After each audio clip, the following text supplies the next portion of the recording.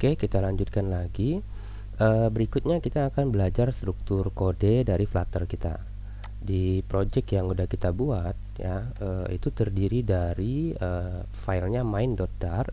Di dalam file main.dart ini ada 3 bagian kode. Yang pertama ada kode di void main atau fungsi main.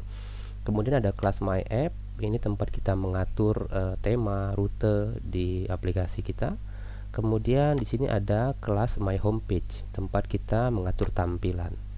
Jadi tampilan yang ada di mobile kita ini ya, ini kodenya itu adanya di my homepage ya, di bagian widget build ini.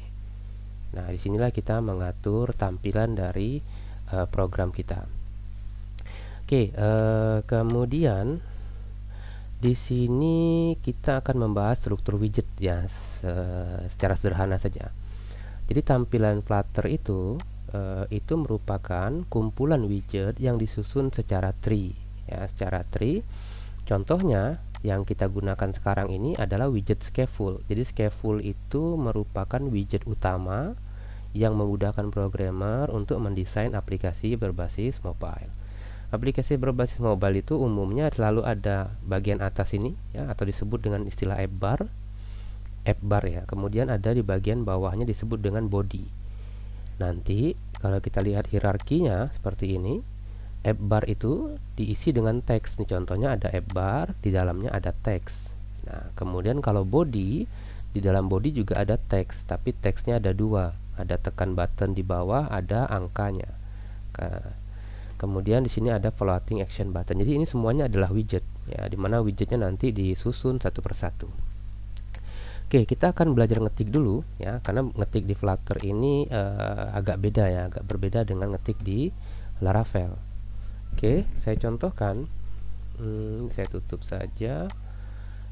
Kita fokusnya di my homepage nih. Jadi kelas my homepage ini saya hapus dari sini, dari baris 23 kalau saya sampai habis, sampai paling bawah. Oke, maka nanti muncul error nih. Di sini kita abaikan saja. Nah, di sini saya akan buat kelas baru untuk mengatur tampilan aplikasi my homepage saya sendiri. Kita akan buat menggunakan kelas stateless widget ya. Saya ketik stateless saja. Nanti muncul nih, ada 3, ada stateless widget, ada stateful builder, ada stateful widget. Oke, pilih yang stateless widget. Saya enter. Nanti di sini saya tinggal buat my home page. Ini silakan dibuat sama persis ya. M-nya besar, H-nya besar, P-nya besar. Kemudian di bagian home ini, di bagian home my app ya, kita lihat nih my app. Di bagian home-nya ini kita hapus sampai koma. Lalu di sini kita buat my home page. Oke, seperti ini. Simpan, udah selesai. Kalau saya lihat aplikasinya akan blank nih munculnya ya. Kalau kita sinkron, saya klik ini reload, aplikasinya harusnya munculnya blank. Kenapa? Karena di my homepage itu kita tidak mengatur apa-apa, kita hanya return container ya. Nah, di sini kita akan belajar ngetik nih. Pertama, kita akan gunakan widget scaffold ya. Scaffold itu tadi, ingat scaffold itu widget yang ada app bar di bagian atas dan ada body. Oke. Nah, cara ngetik di Flutter, saya ketik scaffold. Perhatikan. Scaffold ini kalau kita ngetik, bukan scaffold saja ya, kalau kita mau buat widget atau ngetik widget, selalu gunakan yang ada buka kurung tutup kurungnya. Kan ada banyak nih muncul nih. Nah, ini selalu gunakan yang ada buka kurung tutup kurungnya. Oke, ini saya hapus dulu. Saya ketik lagi scaffold. Oke, selalu gunakan yang ada buka kurung tutup kurungnya. Seperti ini. Kasih titik koma langsung. Oke, enter.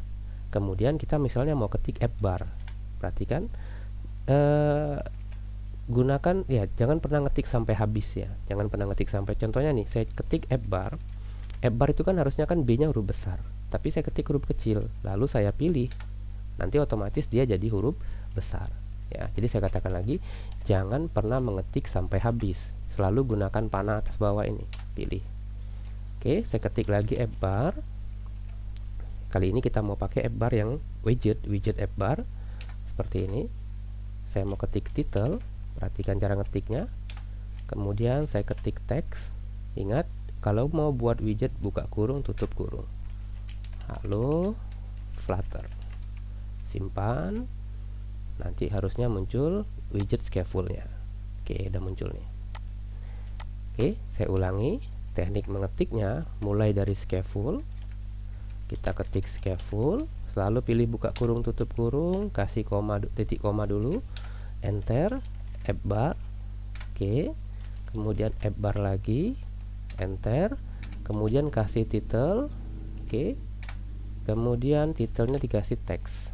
Nah, ini kan tidak muncul nih, saya tambahkan saja T lagi. Nah, baru muncul dia yang ada buka kurung tutup kurungnya. Oke, kemudian ketik hello Flutter, simpan ya, baru muncul tampilannya. Jadi jangan pernah mengetikkan kode kita sampai selesai ya, karena bikin capek saja, karena sudah nanti ada autocomplete-nya sendiri. Contoh berikutnya saya mau ketik body. Oke, body, perhatikan selalu ini kan argumen nih. Kalau argumen kan ada titik 2-nya seperti ini.